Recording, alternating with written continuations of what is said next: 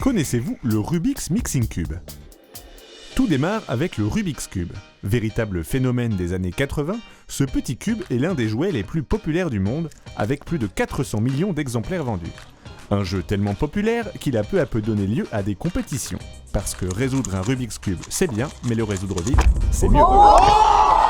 Quand les gens ont passé la barre des 10 secondes, puis des 5 secondes, c'est devenu trop simple.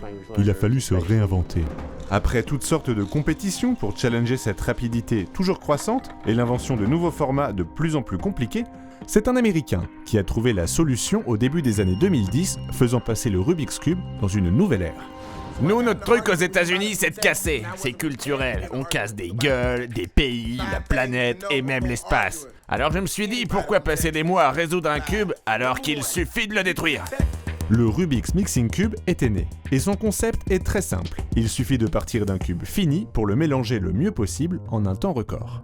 La discipline s'est rapidement développée, aboutissant à la création des premiers championnats du monde en 2017, remportés à l'époque par le Suédois Sven Larsson.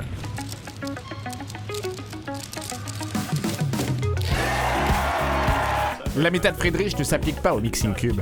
Je suis parti en impro et ça m'a plutôt réussi. Faut dire que mon adversaire était nul.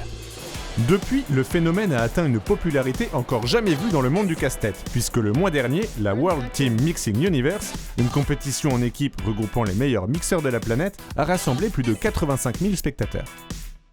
Ça faisait des mois que j'attendais ça, l'ambiance était incroyable. Bon là j'ai rien vu, mais c'était vachement bien. Et c'est l'équipe d'Allemagne qui remporte cette édition 2022, empochant ainsi un chèque de 2 millions de dollars.